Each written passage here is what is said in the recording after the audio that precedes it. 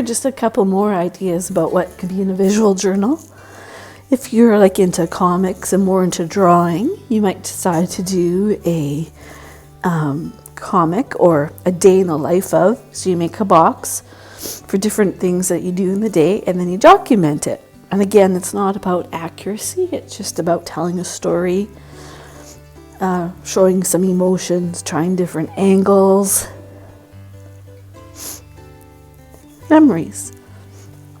Here's another comic that I made about a trip to Vancouver Island. This was like in 2006, but I made the comic in 2020. And I used photographs for inspiration and also videos. So I was able to catch some of the things that some of my kids said and then record it here. So it's just, again, another way to share memories. And then here is just kind of doing a really small scale, just kind of a summary of the vacation. You could also use this technique to tell stories, special events.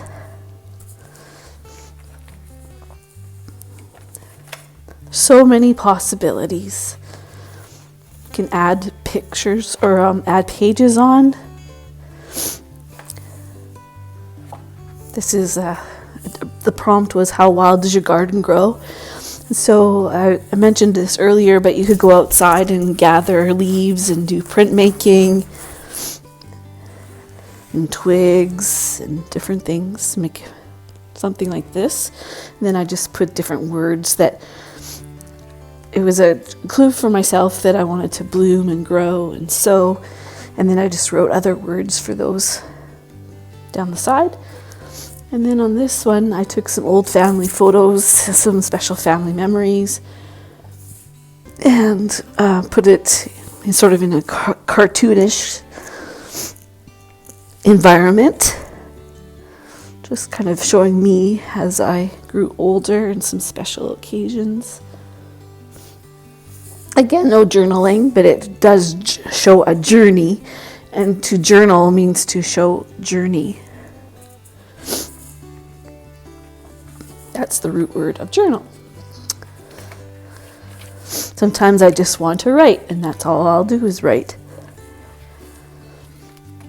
Sometimes it's just to practice.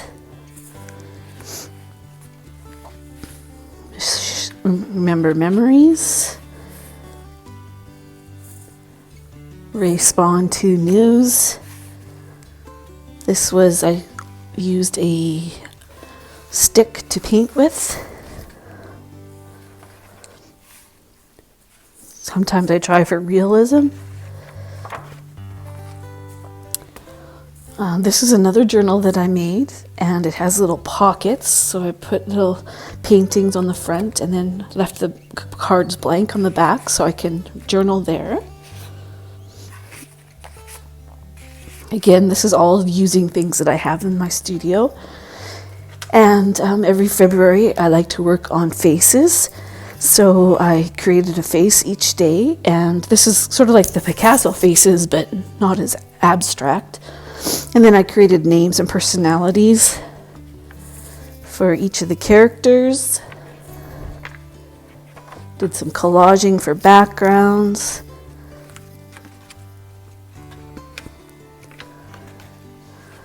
Just a real variety. And this paper was just some old journal paper from a previous journal and some photocopy paper that I had tea stained. So again, it's just about whatever you want to put in it. It's having fun, making little flaps and little pockets. Kind of cute. Did you know that on the first day of the month, before you utter any other word, say rabbit, rabbit, and you will have luck for 30 days. If you say bunny, bunny, you will attract laughter, love, and peace. You must also say hare, hare before you fall asleep on the last day of the month to bring about the luck.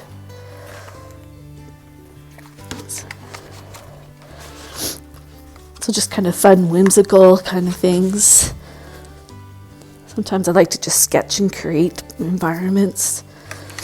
And again, here's some more carrot people that I cut out, sewed around the edges with my sewing machine, left some area for journaling, a bookmark that I made using just pen and ink, put a favorite quote, and again, the back could be for journaling.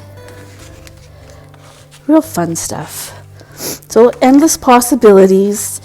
And then here's one of my recent favorite things to do. It was using as many different techniques as possible.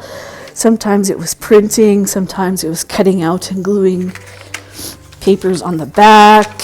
This is an accordion book, and I wrote, if I had a single flower for every time I think about you,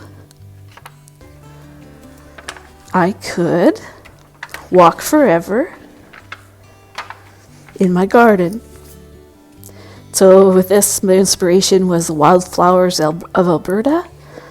I used some old art for the vases, some scrapbook paper, stencils, magazine pages, some old art, just did some drawing. So possibilities are endless. I'd love to show you some ideas. Right now I'm experimenting with portraits using pen and ink and watercolor, real simple materials, no pencil, and it's focusing on big shapes.